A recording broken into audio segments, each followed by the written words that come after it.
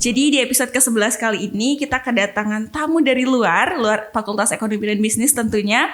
Di sini sudah ada bersama saya Mas Waldi. Mungkin bisa diperkenalkan nih Mas, dari mana dan sebagai apa begitu. Silakan Mas. Oke, sebelumnya terima kasih Mbak Heni atas undangannya di podcast di FEB Undram ya, oleh tim Humas. Sebelumnya perkenalkan, nama saya Waldi.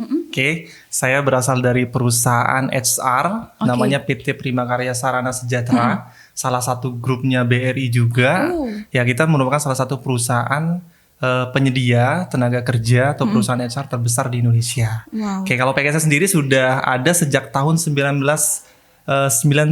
Wow, ya, sudah cukup lama. Berarti, Mas. Sudah cukup berpengalaman dalam bidang HR. Nah, saya kebetulan jabatan saya sekarang adalah Relationship Officer. Di sini. Ya. Adapun kami PKS sendiri di sini ibaratnya dengan FEB Undram ya. Kita mau bekerja sama nih tentang bagaimana mahasiswa yang baru lulus nih bisa nanti terserap melalui perusahaan kami yaitu PKSS tentang dunia kerja, informasi lowongan kerja, seperti itu Mbak Eni. Oh wow, jadi ini sangat relate sekali, apalagi sebentar lagi bulan ini juga ada periode wisuda. Jadi bisa nih untuk kakak-kakak ataupun sobat kampus biru yang baru lulus untuk bergabung begitu dengan PKSS.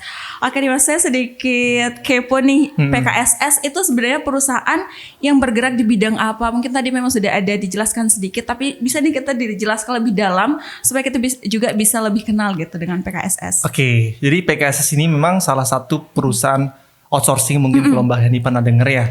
Salah satu penyedia tenaga kerja atau outsourcing. Nah, kami di PKSS sendiri memang sudah holding dengan BRI. Jadi kalau Mbak Hani pernah tahu nih, hampir seluruh pegawainya BRI itu rekrutmennya lewat PKSS. Ya ada memang yang sebagiannya adalah pekerjanya outsourcing PKSS yang ditugaskan ataupun ditempatkan di BRI.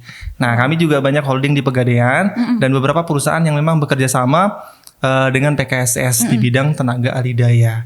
Ada juga memang beberapa perusahaan juga yang jasa kami tawarkan itu bukannya outsourcing, tapi hanya rekrutmen misalkan, assessment ya untuk sebuah perusahaan, biasanya untuk yang naik jabatan dan sebagainya, jasa psikotes ataupun jasa-jasa IO. Kita juga menyediakan produk itu. Ya, itu mungkin gambaran singkat dari PKSS untuk produk-produknya seperti itu. Wow, jadi sangat banyak sekali gitu ya, beragam sekali, bukan hanya tadi untuk HR-nya saja, tapi ternyata ada banyak. Nah, dengan banyaknya tadi sumber dan lain sebagainya, pasti dan juga kan Mas Waldi dari tim relationship nih, ini bagaimana mitra ataupun kerjasama dari PKSS ini sendiri begitu. Seperti yang kita ketahui juga sekarang sedang bekerja sama dengan EPB. Apakah ada juga beberapa perusahaan selain yang dari tadi BRI dan lain sebagainya? Oke, kalau perusahaan kami banyak ya kerjasamanya ya. Untuk wilayah PKSS cabang Mataram, kita di sini PKSS cabang Mataram yang menaungi satu provinsi. Jadi PKSS tersebar di seluruh Indonesia. Ya, kami ada di semua provinsi perwakilan cabang kami, dan memang mitra kerjasama kami memang banyak, bukan hanya BRI dan Pegadaian. Kalau teman-teman tahu di sini ada OJK, BPJS Kesehatan, ya kan. Kemudian ada beberapa perusahaan distributor, ada juga bidang kesehatan juga di Prodia. Kita juga bekerja sama. Kalau pemerintahan kami dengan kejaksaan, OJK ada juga, dan beberapa perusahaan-perusahaan lain yang swasta juganya. Tapi memang concern utamanya banyak di kerjasama outsourcing. Ya mungkin teman-teman mungkin ada yang pernah punya kenalan kerabat keluarga yang statusnya pekerja outsourcing nih. Di sebuah perusahaan, outsourcing kan istilahnya pihak tiga ya. Betul. Ya, dia kerja di sebuah perusahaan tapi secara statusnya dia sebagai pekerja outsourcing di sebuah perusahaan ataupun vendor istilahnya. Itu. Kalau perusahaannya di PKSS sendiri yang bermitra cukup banyak, Mbak. Malahan saya nggak hafal juga malahan saking banyaknya. Ya, cuman memang kita banyak pekerja kita di BRI, Pegadaian ataupun pernah tahu Poltekkes? Ya, kita juga ada jasa tenaga ahli daya di sana gitu. Jadi semua luas ya Mas gitu. Udah dari di pemerintahan ada, terus swasta juga ada, dan bahkan tadi di kejaksaan dan di kesehatan juga ternyata ada. Jadi perusahaan kita ini sebenarnya banyak bermitra ya. Mau itu perbankan, lembaga pemerintahan, kemudian di bidang kesehatan, oil dan gas. Ada beberapa PKSS juga kerjasama di wilayah-wilayah lain itu yang dengan perusahaan oil and gas, pertambangan juga ada. Ya jadi cukup luas untuk jangkauan kerjasama kita. Gitu. Saya kira tadi untuk jangkauan kerjasamanya memang yang terkait dengan bisnis karena kebetulan kan bekerja sama dengan FEB begitu. Betul. Tapi ternyata sepertinya untuk PKSS cocok untuk segala jurusan dan juga dan segala fakultas begitu ya Mas ya? Betul. Oke, ini tadi saya juga lihat kalau di depan di gedung A tadi itu ada seperti ada lowongan pekerjaan. Mungkin bisa diceritakan nih Mas, lowongan kerja apa saja yang sedang dibuka oleh PKSS itu sendiri Mas? Oke. Lowongan kerja sebenarnya hampir semua Mbak ya, karena kita banyak bermitra melakukan rekrutmen di beberapa perusahaan yang mungkin statusnya adalah untuk merekrut tenaga outsourcingnya PKSS. Cuman saat ini yang banyak kami buka open itu untuk kebutuhan di perbankan dan pegadaian. Ya, lembaga keuangan pegadaian. Nah, di perbankan sendiri kami sedang open untuk posisi frontliner nih.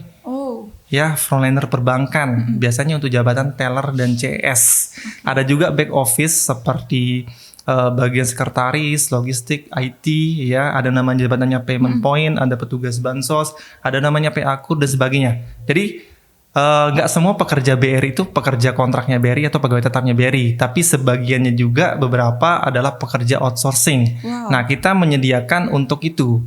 Nah, untuk saat ini memang kita banyak mencari frontliner, ya, kemudian ada beberapa jabatan seperti sekretaris juga kita cari.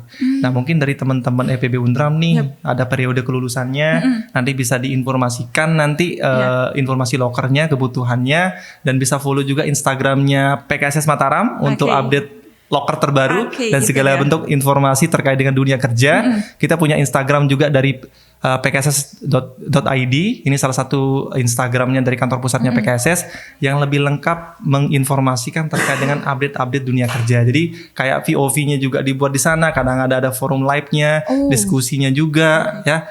Itu untuk beberapa informasi terkait dengan PKSS yang ditanyakan oleh Mbak Heni tadi. Oke, itu dia teman-teman. Jadi sepertinya sudah harus mulai mencatat ini karena ternyata lowongan pekerjaan itu sudah sangat banyak. Terutama kalau misalkan mau tahu lebih banyak bisa kepoin di IG PKSID atau PKSSID atau PKSS Mataram. Betul. Oke, ini tadi banyak sekali terutama teller bank yang tentu selinear dengan kita yang di Fakultas Ekonomi. Bisa nih Kak dikasih tahu kriteria-kriteria apa saja yang dibutuhkan begitu, entah itu mungkin dari IPK atau hal-hal semacamnya. Oke, mungkin kriteria ya. Ini mungkin saya jabarkan secara umum ya, karena kalau kriteria kita biasanya menyesuaikan dengan kebutuhan perusahaan itu sendiri. Kalau dari kriteria PKSS tentu yang relate dengan bidang pendidikan, kemudian skillnya, biasanya juga terkait dengan domisili. Cuman ada beberapa perusahaan yang memang mengkriteriakan nih atau mensyaratkan harus jurusan ini. Ya, biasanya harus tinggi badannya segini nih, kemampuannya harus sebegini. Nah, itu memang kita fleksibel dengan kebutuhan perusahaan, Mbak. Jadi kalau mau dibuat secara umumnya pasti kalau kriterianya ya kalau pria dan wanita usianya juga ditentukan. Kalau berkarir di perbankan itu, ini informasi aja ya, kalau berkarir di perbankan hampir semua di perbankan BUMN ataupun swasta sekarang di bawah umur 25 tahun. Jadi kalau sudah menikah dan umurnya lewat 25 tahun agak sulit berkarir di perbankan. Nah, jadi kalau teman-teman mau berkarir di perbankan, usahakan umur produktif di bawah 25 tahun teman-teman sudah mulai join dan start di sana. Ya, gitu. Itu sebenarnya sangat sesuai dengan umur-umur yang fresh graduate. Sebenarnya maksimal fresh graduate 23 ataupun 21 itu sebenarnya sudah bisa untuk menargetkan mau berkarir di perbankan dan lain sebagainya. Begitu ya Mas ya? Oke, ini terutama tadi juga saya lihat di pamfletnya ini Mas ada bilang untuk membawa CV. Itu mungkin bisa dikasih tahu ataupun kasih tips ke Sobat Kampus Biru ataupun Sobat Kak lain yang ada yang sedang mendengar. Gimana sih tips untuk membuat CV yang bagus, apalagi yang biar eye-catching begitu Mas? Oke, ini juga tadi pertanyaan teman-teman ya. Kita kan tadi sempat kampus hiring juga ya di The Gali Lounge kolaborasi dengan Pegadaian. Jadi kita kumpulin teman-teman yang kebetulan baru banget selesai yudisium. Betul. Banyak yang baru selesai yudisium ataupun sudah lulus. Cuman mungkin butuh insight terkait dengan bagaimana sih cara kita menyiapkan CV yang baik.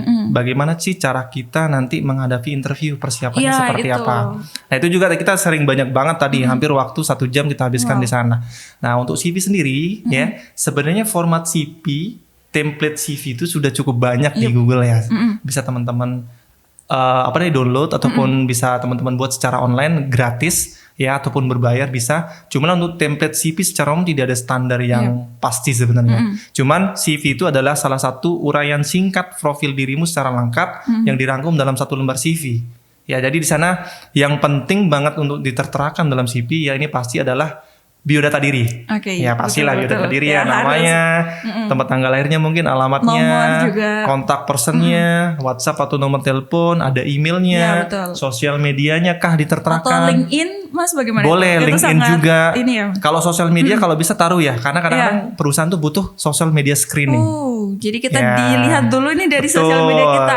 Betul nggak, orangnya gimana nih, cara sosial medianya sama real life-nya. Kemudian nanti ada beberapa template CV yang kayak mendeskripsikan secara singkat tentang dirimu.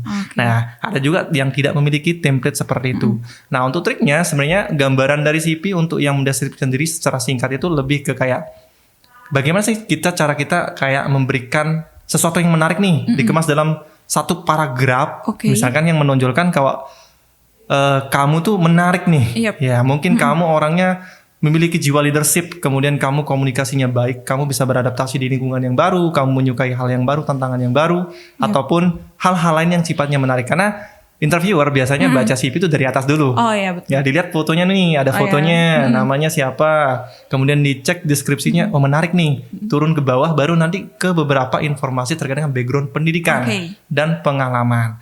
Nah, background pendidikan ya pasti ya sampai pendidikan terakhir ya. Entah mungkin jurusannya dari universitas mana, mungkin terterakan IPK-nya juga di sana. Kemudian ada organisasi yang diikuti nggak, terterakan semua nggak apa-apa. Ya, tapi diuraikan secara singkat. Kadang-kadang CV ini kadang-kadang kecenderungannya di deskripsinya terlalu banyak sehingga apa? Kita jenuh baca. Ya, jadi mungkin organisasinya pernah berperan sebagai ini, bertugas sebagai ini sudah. Ya, kemudian organisasi di luar mungkin diterterakan. Kemudian ada pengalaman kerja, pengalaman magang. Ya, itu juga terterakan sebanyak mungkin karena itu bisa jadi nilai tambah bagi seorang pelamar dalam proses interview nanti. Nah, kemudian tambahan informasi lagi untuk CV di luar daripada itu bisa ditambahkan terkait dengan skill. Soft skill atau hard skill-nya begitu. Soft skill, hard skill bisa. Hobi juga bisa. Itu kelebihan ya. Kalau soft skill sama hard skill mungkin kelebihan juga ya maksudnya. Kemudian ada terkait dengan hobi juga terkadang silakan, nggak masalah. Apalagi hobi yang mungkin selinear dengan yang ditawarkan begitu ya Mas atau bagaimana? Bisa jadi. Ya terkadang gini, interviewer kadang-kadang hobinya sama nih sama pelamar, sesuatu yang menarik nih. Kadang-kadang yang ditanya terkait dengan hobi. Nah itu juga bisa nilai tambah untuk mencairkan suasana. Iya betul. Tapi mungkin teman-teman nanti mungkin pelamar-pelamar di FEB Unram nih kalau ngelamar di perusahaan nih ketemu interviewer yang ternyata hobinya sama. Yang awalnya mau ngomongin hal lain jadi terdistract ke sana, akhirnya lebih rileks. Lebih rileks dan gak deg-degan pas interviewnya. Betul. Nanti mungkin hobinya bola, ditanya siapa sih pemain hobinya, pemain ininya yang diidolakan biasanya di Manchester City misalnya, seperti itu kan. Betul. Akhirnya jadi pencair. Nah, kemudian untuk soft skill itu memang beberapa hal penting banget. Seorang fresh graduate ataupun tidak fresh graduate pun miliki. Kalau dia tidak memiliki pengalaman kerja yang relate dengan posisi yang dia lamar. Contohnya apa? Biasanya adalah kemampuan komputer. Itu sebenarnya sangat dibutuhkan. Dasarnya adalah Microsoft Office saja yang 3. Ya, dan Microsoft Office, Microsoft Word, dan PPT biasanya. Betul, PowerPoint, Word, dan Excel. Nah, kenapa? Karena dunia kerja saat ini sudah mengedepankan digitalisasi. Meskipun kerjaanmu mungkin di lapangan, tapi tidak menutup kemungkinan kamu nanti ngolah data, kamu buat laporan. Kalau kita gaptek agak menyusahkan. Iya, betul. Ya. Kemudian skill apa yang dimiliki? Biasanya komunikasi. Itu tadi. Komunikasi ini adalah sangat-sangat penting. Kenapa? Bahwa memang saat kita present interview di sebuah perusahaan itu yang dilihat bukan skillmu langsung, karena nggak mungkin kamu skillnya misalnya hacking misalnya kan, saya bisa metas data, harus praktik di sana, makan waktu kan. Nah ibaratnya saat kamu interview bagaimana cara kamu mempresent dirimu, ibaratnya interview seni meyakinkan orang lain. Ya, tentu di sana harus percaya diri ya. Iya, itu dia. Kalau kita nggak percaya diri kita sendiri, bagaimana orang lain? Nah semua itu melalui media komunikasi. Ya, jadi ada penekanan-penekanan cara kita menyampaikan komunikasi yang baik gimana sih, intonasi suara kita, gestur kita, tatapan kita gimana. Jangan sampai interview kita ngomong tapi kita nggak ngeliat orang yang kita ajak ngomong. Iya, betul. Nah, seperti itu ya. Kemudian kalau skill yang lain apa? Biasanya berbahasa asing. Oh, Ya, kadang Oke. penting. Ya, teman-teman misalnya jurusannya bahasa Inggris nih.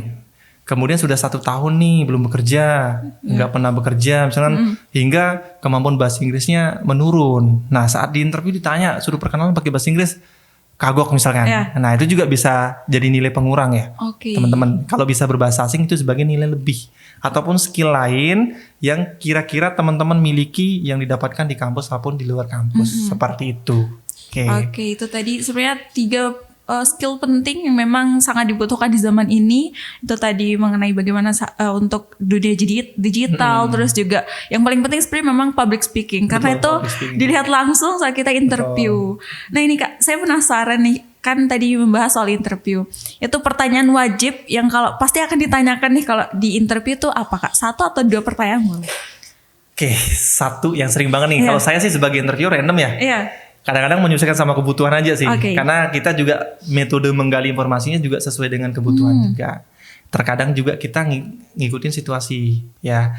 Kalau pertanyaan yang sangat umum pasti posisi yang dilamar. Oh, Ya, jadi kita harus research tuh, cari tahu posisi yang kita lamar ini jabatannya apa, kira-kira tugasnya apa, kira-kira aja dulu. Ya meskipun kamu nggak tahu realnya seperti Iya. apa, kamu cari tahu dulu, research di Google. Mungkin kamu punya kenalan yang kerja di sana, yang relate dengan jabatan itu, kamu bisa tanya gali informasinya.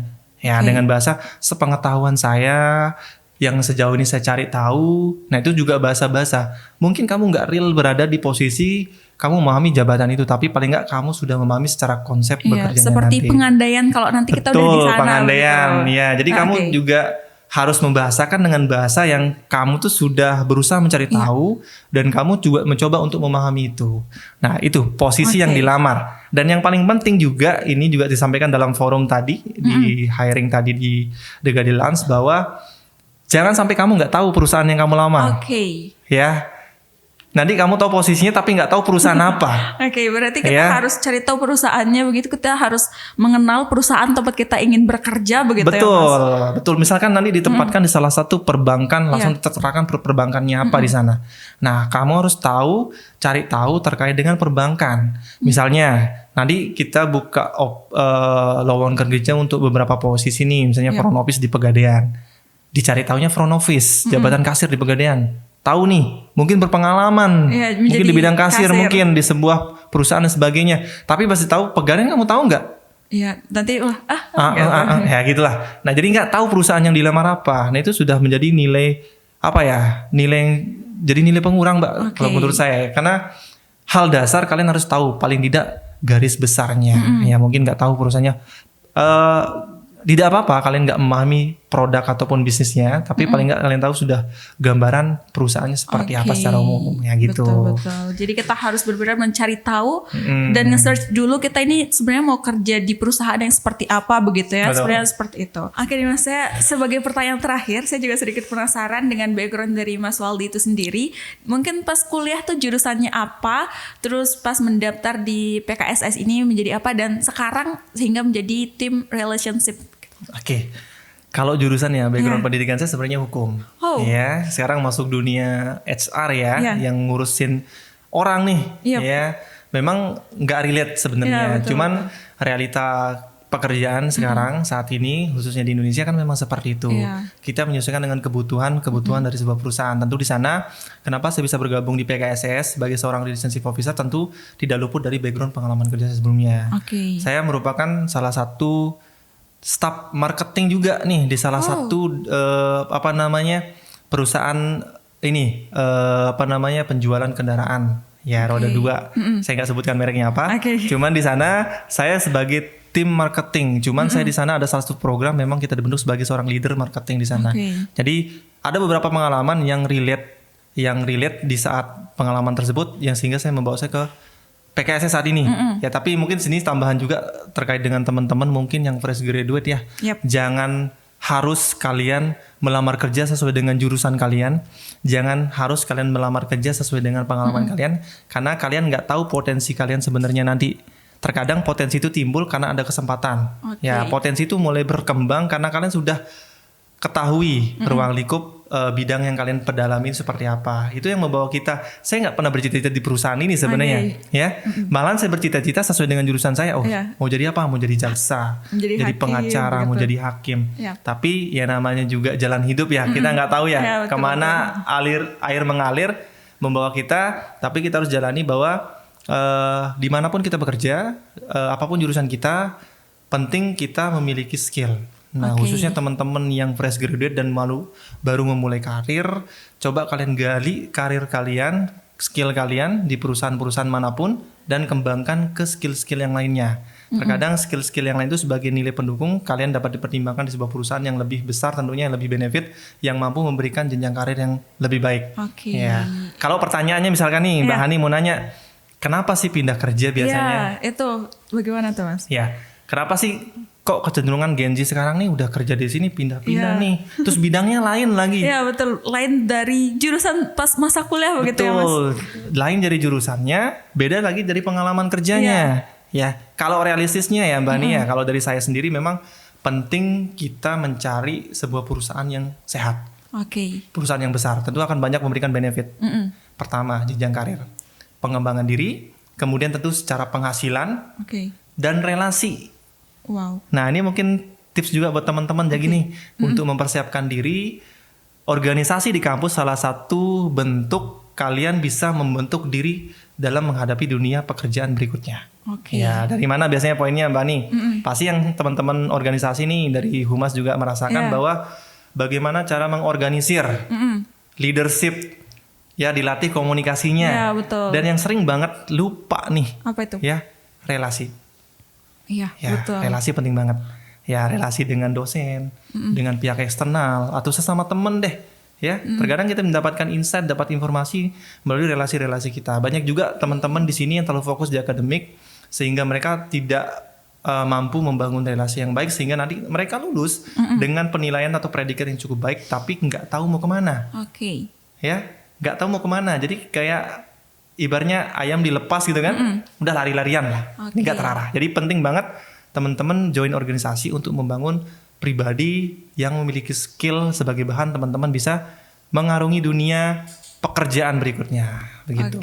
Itu kita bisa gambarkan kalau organisasi kayak miniatur dunia kerja saat di kampus begitu ya, karena di sana kita juga ada rapatnya, terus ada ngomong-ngomongnya begitu dan lain sebagainya. Oke nih Mas, tadi sudah banyak sekali insight-insight yang memang saya rasakan terutama sebagai anak-anak semester 6 yang semester depan sudah harus mengurus skripsi dan lain sebagainya, dan juga terus tentu habis itu harus fokus karir dan lain sebagainya. Ini mungkin ada closing statement yang ingin disampaikan terutama untuk sobat kampus biru ataupun kakak-kakak ataupun mas mbak nanti yang fresh graduate begitu Mas, boleh silahkan. Ini pesan-pesan buat teman-teman mahasiswa ya, mungkin yang belum lulus ataupun sedang menghadapi tahap akhir, ataupun mungkin yang sudah lulus nih, ya mempersiapkan diri untuk masuk dunia kerja. Jadi penting banget teman-teman mempersiapkan diri, ya ini tentunya mentalitas. Ya mentalitas ibaratnya yang membawa kita, ibaratnya kalau kita pandai perahu, dayungnya lah. Ya, mentalitas kita baik, kepercayaan diri kita baik, kemudian jangan lupa upgrade skill. Ya, jangan hanya di bidang akademik saja, karena kalau kalian hanya berkarir di bidang akademik, maka orientasinya adalah akademik sebenarnya. Tapi tidak menutup kemungkinan teman-teman akan berkarir di perusahaan-perusahaan di luar sana, ya, ataupun di lembaga pemerintahan di sana yang membutuhkan skill-skill tertentu. Jadi teman-teman bisa mempersiapkan diri dari mulai masa kuliah teman-teman, coba membangun hubungan relasi lewat organisasi, kemudian belajar bagaimana menjadi seorang leadership nih, mampu mengorganisir sebuah tim, kemudian melatih public speakingnya, kemudian soft skill seperti kemampuan mengelola komputer misalnya Microsoft Office berbahasa asing. Ya, dan skill-skill lainnya yang dapat menunjang teman-teman nanti ke depan untuk berkarir di sebuah perusahaan. Mungkin itu aja pesan-pesan buat teman-teman semuanya. Terima kasih Mas Waldi untuk remindernya untuk kita semua. Dan ya itu saja teman-teman Sobat Kampus Biru EPB Podcast episode 11 kali ini bersama Mas Waldi dari PKSS. Saya ucapkan terima kasih banyak Mas. Sama-sama. Sebenarnya itu saja. Dan jangan lupa untuk terus saksikan EPB Podcast di episode-episode selanjutnya. Jangan lupa untuk subscribe. Dadah.